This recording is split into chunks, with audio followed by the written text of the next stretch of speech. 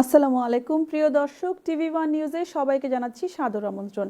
TV ওয়ানের London studio থেকে সংবাদের সঙ্গে রয়েছি আমি আয়শা ঝুমুর। বাংলাদেশের শরীফ ওসমান হাদির উপর হামলার প্রতিবাদে ইনকিলাব মঞ্চ ইউকের পক্ষ থেকে লন্ডনের আলতাব আলী পার্কে বিক্ষোভ সমাবেশ অনুষ্ঠিত হয়েছে। নাকিব চৌধুরীর সঞ্চালনায় এতে বক্তব্য রাখেন ইনকিলাব মঞ্চ ইউকের আহ্বায়ক মুজাহিদ রিয়াজ, সদস্য সচিব বেলাল আহমেদ সহ অন্যান্যরা। তারা বলেন, ওসমান হাদি আধিপত্যবাদের বিরুদ্ধে সবসময় এক দৃঢ় কণ্ঠস্বর। ওসমান হাদিকে গুলি করে আধিপত্যবাদের বিস্তার চালিয়ে যাওয়া সম্ভব হবে না। বাংলাদেশের প্রতি ঘরে ঘরে লাখো ওসমান হাদি তৈরি হয়ে আছে। ইনকিলাব মঞ্চ ইউকে স্পষ্টভাবে জানিয়ে দেয়, অন্যায়, জুলুম, দমন পীড়নের ও আধিপত্যের বিরুদ্ধে তাদের আন্দোলন অব্যাহত থাকবে। বাংলাদেশের ইতিহাসে আমরা নতুন করে যখন স্বপ্ন দেখা সবেমাত্র শুরু করেছিলাম, ঠিক সেই সময় বাংলাদেশের স্বাধীনতা এবং সার্বভৌমত্বকে বারবার যারা হুমকির সম্মুখীন করেছিল, সেই অপশক্তি, সেই অদৃশ্য শক্তি যারা এখনো ধরাছোঁয়ার বাইরে, সেই শক্তি আমাদের স্বাধীনতা এবং সার্বভৌমত্বের এক মহানায়ক শরীফ ওসমান হাদিকে গুলিবিদ্ধ করেছে। হাদি ভাই আমাদের সেই মানুষ যিনি কিনা ইনকিলাবের ঝান্ডাকে জুলাইয়ের যে সময়টা অতিক্রম করেছি তারপরেও যে আমরা দ্বিধা বিভক্ত হয়ে গিয়েছিলাম, সেই ঝান্ডাকে একত্রিত করে রেখেছিলেন। আজ সময় এসেছে আমাদেরকে ঐক্যবদ্ধ হয়ে আবার বাংলাদেশের স্বাধীনতা এবং সার্বভৌমত্বের জন্য কাজ করার। আমরা সকলে মিলে অবশ্যই সেই অশুভ শক্তিকে বাংলাদেশ থেকে উৎখাত করে দেব ইনশাআল্লাহ। 2026 সালের স্থানীয় নির্বাচনকে সামনে রেখে নিউহাম ইন্ডিপেন্ডেন্স পার্টির আনুষ্ঠানিক উদ্বোধন করা হলো।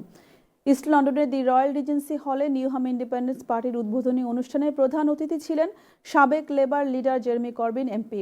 বিশেষ অতিথি ছিলেন ইকবাল মোহাম্মদ এমপি। বক্তব্য রাখেন councillor Nur Begum, Newham mayor প্রার্থী মেহমুদ মির্জা, অলিউর রহমান, ওয়ালিদ রহমান, কাউন্সিলর সোফিয়া, জুবের আহমেদ ও নজরুল ইসলাম সহ আরও অনেকে। আয়োজিত প্রাণবন্ত উদ্বোধনী অনুষ্ঠানে স্থানীয় অধিবাসী ও সমর্থকদের স্বতঃস্ফূর্ত অংশগ্রহণ ছিল চোখে পড়ার মতো। অনুষ্ঠানে দলের জন্য সব কয়টি গুরুত্বপূর্ণ ওয়ার্ডের নির্বাচনী প্রার্থীদের পরিচয় তুলে ধরা হয়।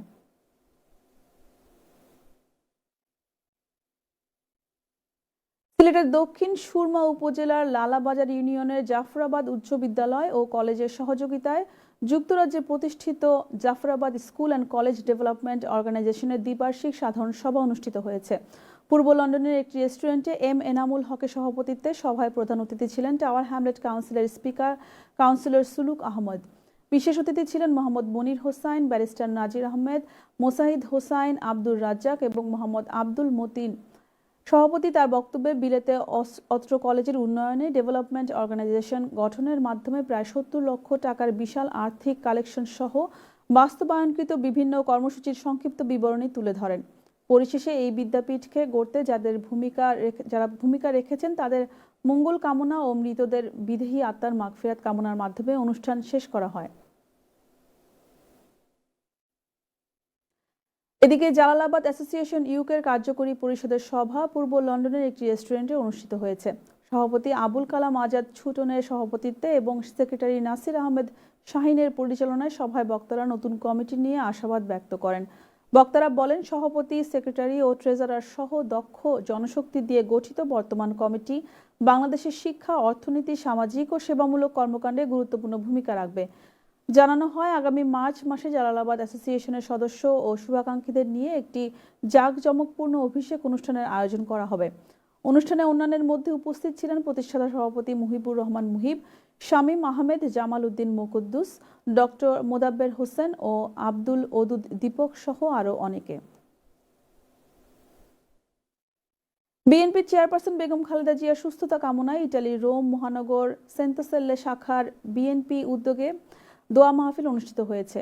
বাদ এশা সেন্তাসেল্লে জামে মসজিদে মজিবর শিকদারের সভাপতিত্বে ও শরীফুল খান লিটনের পরিচালনায় এই দোয়া মাহফিল অনুষ্ঠিত হয়। অন্যান্যের মধ্যে উপস্থিত ছিলেন মিজান মল্লিক, ইসরাফিল বারী, সুমন ইসলাম সহ প্রবাসী বাংলাদেশি ধর্মপ্রাণ মুসল্লিরা। এছাড়াও অতিথি হিসেবে উপস্থিত ছিলেন ইতালি বিএনপির বিভিন্ন পর্যায়ের নেতারা। মাহফিলে উপস্থিত নেতৃবৃন্দ বেগম খালেদা জিয়ার জন্য দেশ এবং প্রবাসী সকলের কাছে দোয়া প্রার্থনা করেন। এদিকে ইতালির রোমে নবগঠিত বরিশাল জেলা সমিতির কার্যনির্বাহী পরিষদের সদস্যদের মাঝে পদ ও পদবীর চিঠি আনুষ্ঠানিকভাবে প্রদান করা হয়েছে। এ সময় আগামী দিনের কার্যক্রম নিয়ে আলোচনা অনুষ্ঠিত হয়। বরিশাল জেলা সমিতির সভাপতি মোহাম্মদ স্বপন হাওলাদারের সভাপতিত্বে অনুষ্ঠানে বক্তব্য রাখেন ফয়েজ আহমেদ ফয়সাল, মুজিবুর রহমান শিকদার, বাতেন হাওলাদার, হেলাল উদ্দিন, অ্যাডভোকেট আনিসুজ্জামান আনিস ও নাসিম হোসেন হাওলাদার সহ আরও অনেকে। বরিশাল জেলা সমিতির প্রবীণ নেতৃবৃন্দ, উপদেষ্টা মণ্ডলী এবং বিভিন্ন পর্যায়ের নেতাদের উপস্থিতিতে নতুন নেতৃত্বের কাছে দায়িত্বভার আনুষ্ঠানিকভাবে চিঠির মাধ্যমে হস্তান্তর করা হয়। ইতালির মিলানে রেমিটেন্স প্রবাহ বেগবানের লক্ষ্যে যাত্রা শুরু করল মেজবান নামের বাংলাদেশি রেস্টুরেন্ট, যেখানে কর্মসংস্থান হয়েছে প্রবাসী বাংলাদেশিদের। ইতালি থেকে বিস্তারিত জানাচ্ছেন আমাদের সহকর্মী রিয়াজুল ইসলাম কাউসার। ইতালির মিলানে রেমিটেন্স প্রবাহ বেগবানের লক্ষ্যে যাত্রা শুরু করল মেজবান নামের বাংলাদেশি রেস্টুরেন্ট, যেখানে কর্মসংস্থান হয়েছে প্রবাসী বাংলাদেশিদের। প্রবাসী বাংলাদেশি কমিউনিটি ইতালীয় কমিউনিটির পাশাপাশি এগিয়ে যেতে এবং বাংলাদেশের রেমিটেন্স প্রবাহ বেগবান করার লক্ষ্যে ইতালির বাণিজ্যিক নগরী মিলানে বাংলাদেশি, পাকিস্তান ও ইন্ডিয়ান খাবার নিয়ে আনুষ্ঠানিক যাত্রা শুরু করল মেজবান নামের বাংলাদেশি রেস্টুরেন্ট। আজকে মেজবান রেস্টুরেন্ট উদ্বোধন হলো অধিক প্রতীক্ষার পরে মিলানো ব্রেন্তাতে। তো আমরা সকলেই সবসময় বাংলা, যারা বাঙালি, ইন্ডিয়ান এবং পাকিস্তান, আমরা সকলেই কিন্তু বাংলা খাবার খুঁজে থাকি। দোয়া মাহফিল ও পরে অনাড়ম্বর আয়োজনে কেক কেটে শুভ উদ্বোধন করা হয় ও প্রতিষ্ঠানটির।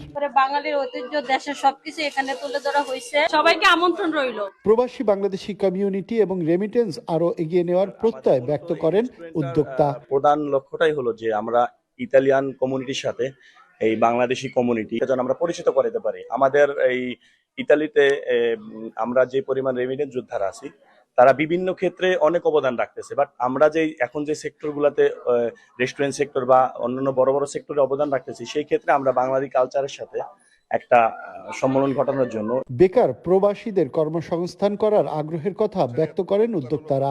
এখানে অন্তত কিছু মানুষের কর্মসংস্থান আমরা যোগান দিতে পারবো, এই উদ্দেশ্যেই আসলে। এবং যারা প্রবাসে আছি, আমাদের দেশের খাবার আমরা অনেক মিস করি, তো সেই ক্ষেত্রে দেখা গেল যে প্রবাসে আমাদের ওরকম একটা ফ্যাসিলিটি থাকে না।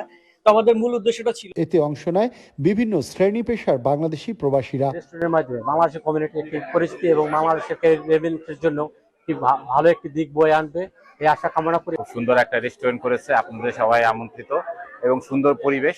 ইতালির মিলানোর মেট্রো ব্রেন্তা ভিয়া মিনসিও নভেতে অবস্থিত মেজবান রেস্টুরেন্টের মাধ্যমে ইতালি সহ বহির্বিশ্বে বাংলাদেশের খাবার শিল্প বহন করবে বাংলাদেশের ঐতিহ্য ও সংস্কৃতি। আপনাদের ফ্যামিলি নিয়ে আপনারা এখানে সন্ধ্যা আপনারা উপভোগ করতে পারবেন। আমন্ত্রিত সবাই অতিথি আমাদের বাংলাদেশের কমিউনিটি আসার পরে খুব ভালো লাগলো। পাশাপাশি দেশের রেমিটেন্স প্রবাহ গতিশীল করতে রাখবে অবদান, এমনটি প্রত্যাশা সবার। শুভ উদ্বোধন হলো মেজবান নামের রেস্টুরেন্টটি, যার মাধ্যমে কর্মসংস্থান হবে অসংখ্য বাংলাদেশির, ফলে বাংলাদেশের রেমিটেন্স প্রবাহে রাখবে অবদান, এমনটি প্রত্যাশা আয়োজকদের।